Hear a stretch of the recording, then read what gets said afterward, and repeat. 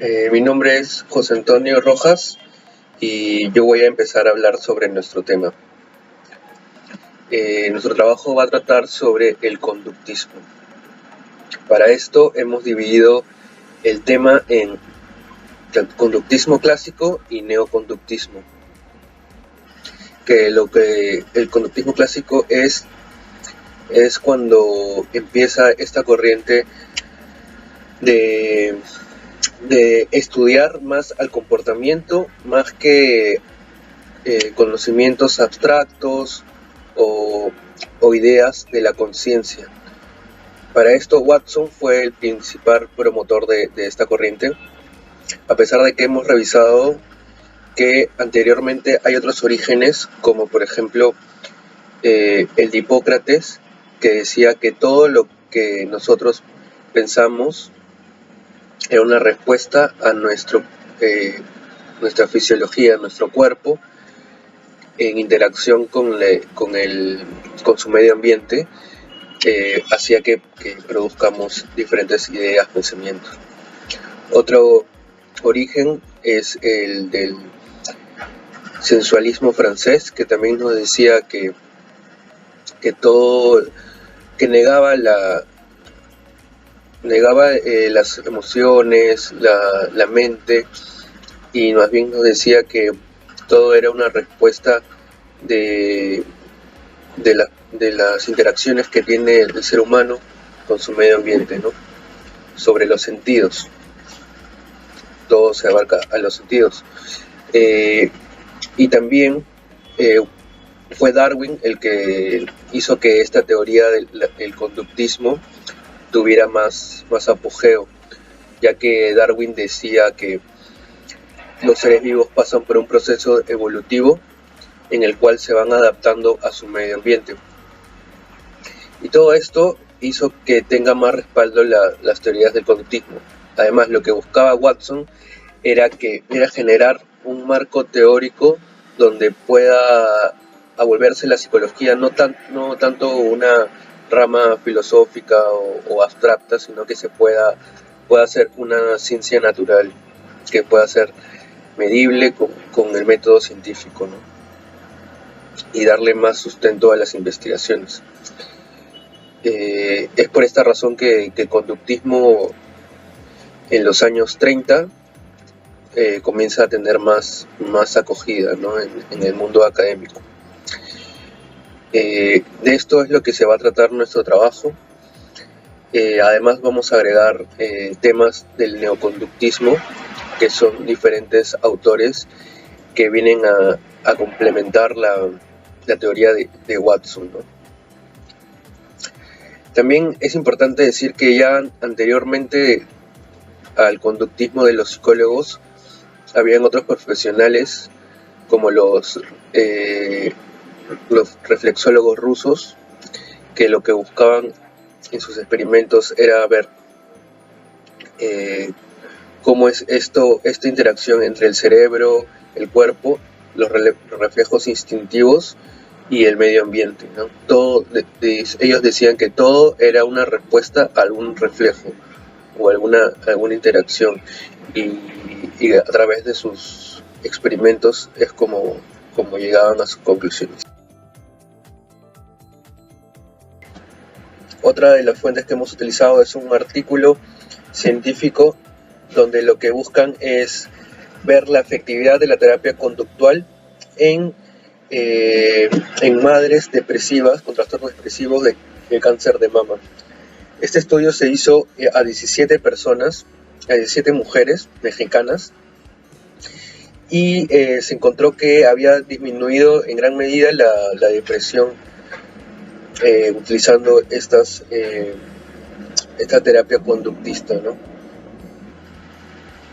Otra de las investigaciones que hemos utilizado es una tesis que lo que busca es encontrar relaciones entre el postulado de Skinner y la conducta agresiva de los niños. Como se encontró en la investigación, la conducta agresiva de los niños tiene varios orígenes, tales como el sexo, la edad, los programas de televisión que ve, los videojuegos, el afecto que tienen sus padres sobre el niño,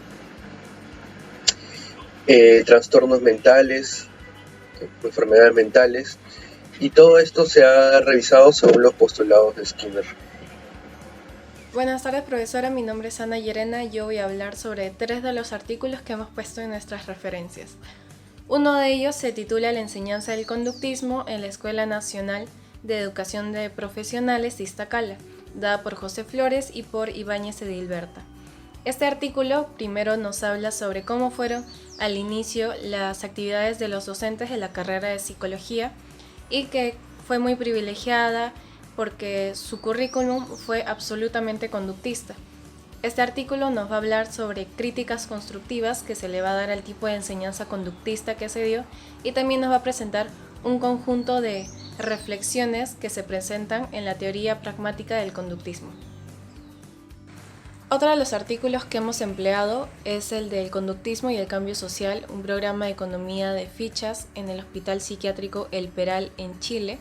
Este artículo, dado por Arayay y Leighton, nos habla sobre el hospital psiquiátrico y que en 1976 se llevó a cabo el programa de economía de fichas para los pacientes psiquiátricos para brindarles una rehabilitación basada en los principios de análisis y en la modificación del comportamiento.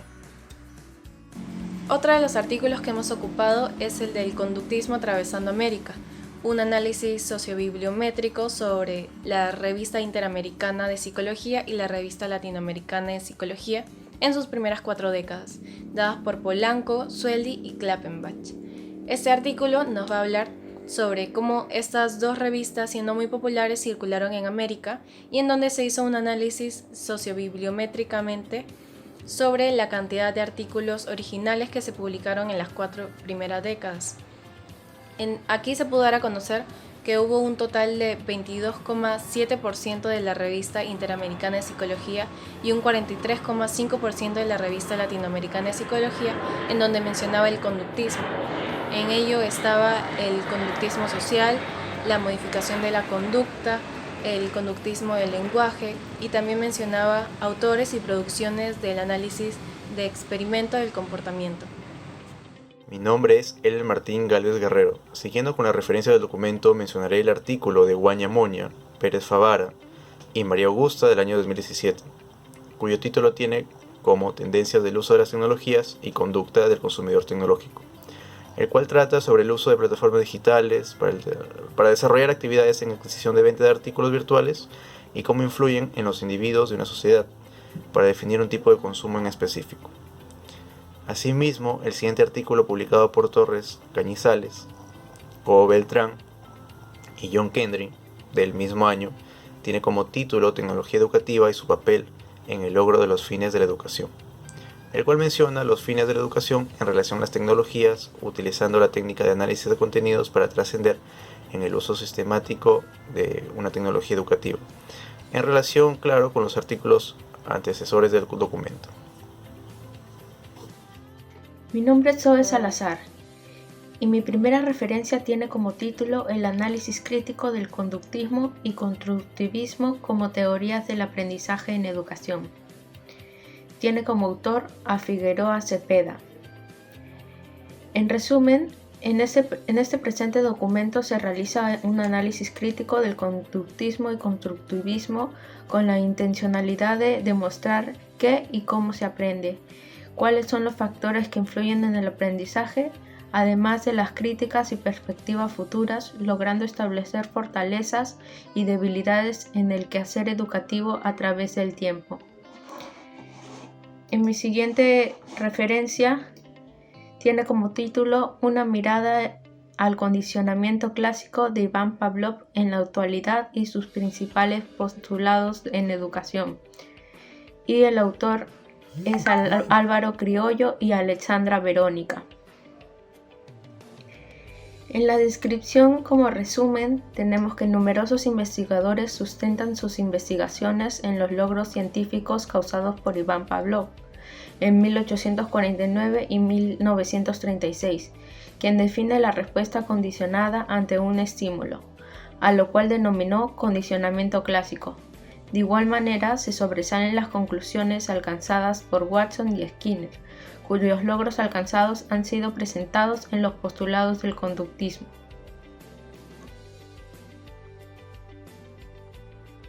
Mi nombre es Camila Díaz Guerrero y en esta oportunidad voy a hablar sobre mi referencia que tiene como título Terapia Cognitiva Conductual Integrativa. Se dice que en los últimos años ha surgido un interés creciente por integrar los diversos enfoques que cohabitan en la terapia cognitiva conductual. Sin embargo, la integración de la terapia cognitiva conductual puede ser identificada desde sus comienzos. Este artículo presenta dicha evolución caracterizada por un proceso dialéctico de tensiones e integración exponiendo los principios que pueden promover la integración de las direcciones. Primero, las bases sobre las que es posible asentar la integración de los enfoques que consisten en el campo de la terapia cognitiva conductual. Segundo, la tesis de que la terapia cognitiva conductual puede ser el pivot que potencia la integración de los modelos terapéuticos. Los tres principios nucleares que sirven para facilitar dicha integración son el empleo de un modelo amplio de procesamiento de información, el diseño y la ampliación de intervenciones que atiendan a los niveles de las conductas y experiencia, el papel central de la personalidad también. Bueno, pasando a mi segunda referencia, que es sobre la psicoterapia con víctimas de abuso sexual inspirada en la terapia cognitivo-conductual, que se dice que en Chile existe muy poca investigación referida a la efectividad de las intervenciones terapéuticas con adolescentes víctimas del abuso sexual. En el resto del mundo hay evidencia de la efectividad de la terapia cognitiva conductual, centrada en el trauma, que hacen suponer de su utilidad en el contexto chileno. Por esta razón, el objetivo de este estudio fue realizar la evaluación piloto de un protocolo inspirado en la TF-CBT.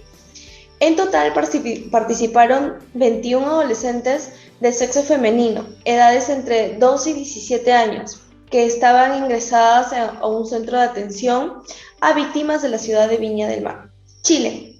14 adolescentes completaron el programa de tratamiento basado en la TF-CBT, en tanto 7 adolescentes conformaron el grupo de comparación. Todos los participantes respondieron instrumentos de autorreporte para evaluar su sintomatología del estrés postraumático, depresión y ansiedad. Los resultados muestran que el grupo de tratamiento disminuyó significativamente su sintomatología. En tanto, el grupo de comparación nos mostró variaciones. También se discute sobre la utilidad de este tipo de tratamientos en el contexto chileno y sobre la necesidad urgente de obtener evidencia empírica sobre la efectividad de los tratamientos que actualmente se implementan en el país. Bueno, gracias. Le doy el pase a mi siguiente compañero.